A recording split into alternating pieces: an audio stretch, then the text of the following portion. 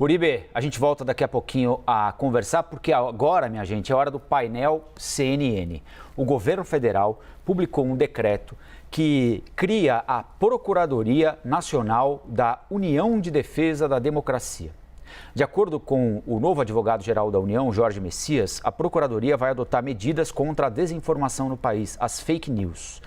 Para falar sobre o assunto, nós vamos chamar os convidados do painel de hoje, quinta-feira, 5 de janeiro, Kim Kataguiri, deputado federal do União Brasil, eleito por São Paulo, e também eleito por São Paulo, deputado Guilherme Boulos, pelo PSOL.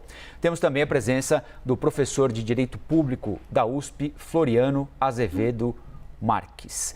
Eu peço licença aos nobres parlamentares para começar com a palavra do professor, para tirar uma dúvida que acho que vai ser importante para a gente prosseguir aqui no nosso debate, professor Floriano. Antes de mais nada, obrigado pela presença. Isso é assunto de Estado ou não? Bom dia a todos e todas, bom dia, deputados, bom dia, Colombo. Veja, essa é uma questão que transcende a mera questão de Estado, né? Eu acho que essa é uma discussão que o mundo inteiro está fazendo, uma discussão importantíssima, tanto o tema da desinformação como o tema da defesa das instituições democráticas em face de movimentos deliberadamente voltados a destruir a institucionalidade democrática.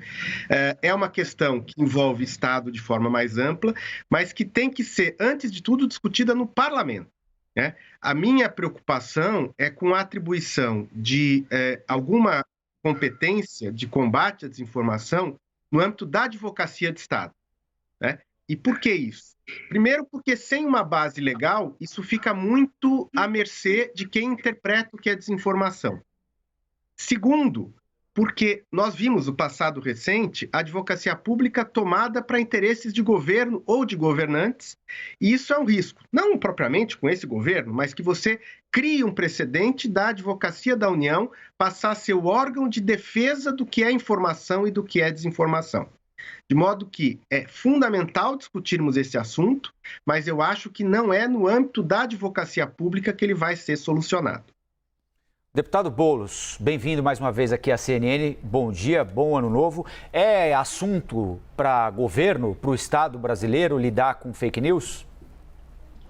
Bom dia, Colombo. Bom dia, professor Floriano.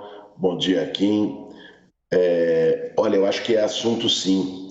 O que nós vivemos, Colombo, nos últimos anos mostra que a fake news ela se tornou um fenômeno que entrou na vida pública brasileira, que influenciou não apenas processos eleitorais, disputas políticos partidárias, mas que influenciou um processo que levou à morte de quase 700 mil pessoas. Quando você tinha o presidente da República se utilizando da sua prerrogativa, da sua referência pública e dizendo que quem se vacinasse contra a Covid poderia contrair HIV, isso tem um impacto público, um impacto sobre a saúde pública tremendo.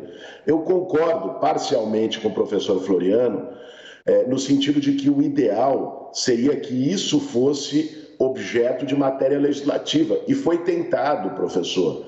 Houve o PL da fake news na Câmara dos Deputados, relatado pelo meu amigo Orlando Silva, e os bolsonaristas simplesmente obstruíram qualquer possibilidade de aprovação desse PL na Câmara a tempo do processo eleitoral desse ano. O que não pode é haver um vácuo, né? Eu acho que nós temos que continuar insistindo que a Câmara crie essa normatização em relação às fake news. Isso não pode ser uma atribuição discricionária, seja de uma plataforma de mídia, do Google, do Facebook, do Twitter. É preciso você ter um arcabouço legal, mas você não pode ter um vazio normativo. E o que se criou na AGU não foi nenhum tribunal, não há absolutamente nada sumário.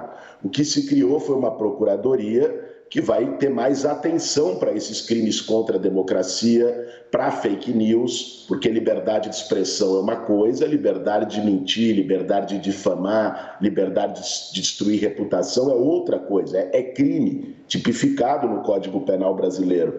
Então, se esse crime for construído na esfera pública contra políticas públicas, ou como foi no caso do governo Bolsonaro contra o SUS, contra o tratamento, o esforço público de tratamento da Covid, isso tem que ser levado ao judiciário. A AGU não vai poder deliberar sobre isso, ela vai poder entrar com ações para que isso seja levado ao judiciário e o judiciário, respeitando o devido processo legal, tome as suas definições. Deputado Kim, bom dia também, bem-vindo à CNN de novo. É assunto para o Estado lidar com fake news? Acho que o deputado Kim está congelado nesse momento. Descongelou? Não, acho que ele não está ouvindo a gente aqui. Vou tocar o barco aqui. Professor Floriano, enquanto a gente acerta o áudio do deputado Kim Kataguiri. Professor Floriano, a legislação existente, de um jeito ou de outro, já não abarca a divulgação de fake news, por exemplo? Se eu chegar aqui e falar que tem um disco voador pousado na Avenida Paulista, se disser que quem não assiste a CNN vai ser punido de alguma maneira, já não há maneira de punir quem divulga mentira? É preciso mais legislação? É preciso mais acompanhamento de um jeito ou de outro sobre esse assunto? Olha, o teu exemplo é ótimo, né? Se você, aqui na CNN, usar esse espaço para difundir uma mentira, uma inverdade, já há instrumentos que podem coibir, podem combater isso. Mas veja que a mídia que você trabalha é uma mídia muito diferente daquela que é a mídia preferencial para difusão de fake news. Então, a internet, a capilaridade da internet, ela trouxe um novo ambiente e novas questões que a legislação não consegue endereçar. A tal ponto, eu tenho defendido isso, que o marco civil da internet, afora o projeto que o deputado Boulos fez menção, que eu acho que precisa ser retomado com seriedade no Congresso, mas o Marco Civil da Internet tem que ser revisto, e ele é novo. Ele não é uma lei antiquíssima, não é que nem o Código Brasileiro de Comunicações, né, que rege a televisão aberta. Então, essas novas mídias, elas dependem de um tratamento. Agora, se você permitir, Colombo, já que o deputado não está com dificuldade de conexão, só responder sobre o deputado Boulos, que eu concordo com as premissas, deputado, mas veja, o seu exemplo é muito ilustrativo. Quem, no período recente, difundiu fake news institucionalmente foi o próprio governo, Poder Executivo Federal, né? E muitas vezes usando a AGU para defender desvios da atuação governamental. Então, o meu receio, claro, não é com relação à instituição AGU, nem com o fato dela promover ações que vão ser julgadas pelo judiciário, mas é com atribuir uma competência de discernir o que é desinformação e o que é liberdade de expressão ou de opinião no ambiente da advocacia pública, que pela Constituição representa a União, não necessariamente representa toda a sociedade, né? Talvez essa competência coubesse melhor ao Ministério Público, que tem pela Constituição uma defesa de interesses mais amplos, como é, no caso, o combate à fake news, no seu caráter destrutivo sistêmico.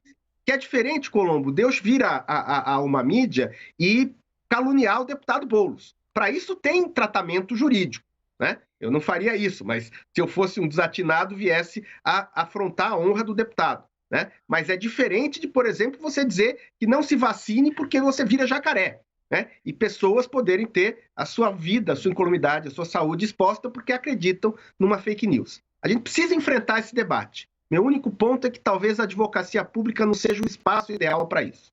Esse é um ponto importante, né, deputado? Porque a advocacia pode ter um viés, como já teve, né, político em determinado momento, interpretar algo como fake news por simpatia ideológica, por determinação de alguém e não pelo fato em si, né? Olha, Colombo, eu seria a última pessoa a defender poderes de polícia, digamos assim, para a Advocacia Geral da União. Aliás, fui vítima disso no governo Bolsonaro. Respondi inquéritos da Polícia Federal por ter feito tweets criticando o presidente, fui acionado pela AGU, fui acionado pelo Ministério da Justiça. por isso. Mas não se trata disso.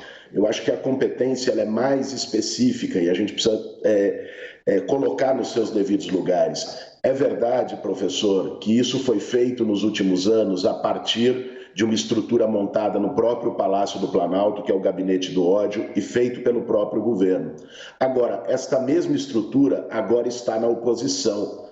E ela não foi desmontada por isso. O bolsonarismo não acaba, os seus métodos não acabam, porque ele foi derrotado nas eleições. Nós vimos o que aconteceu nos Estados Unidos com Donald Trump, mesmo depois de derrotado. Esse fenômeno da extrema-direita organizada e com uma prática sistemática de difusão de fake news, ele existe dentro do governo, como foi nos últimos 4 anos, e ele existirá fora do governo.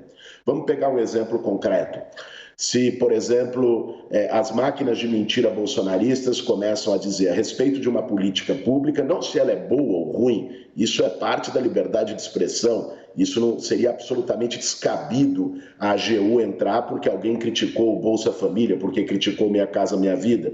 Mas se, por exemplo, difunde pelos mecanismos subterrâneos do WhatsApp, que são pouco controlados hoje, você dizer, por exemplo, que no mês que vem não vai cair o Bolsa Família e que todo mundo que quiser receber o Bolsa Família tem que ir até amanhã para as agências da Caixa.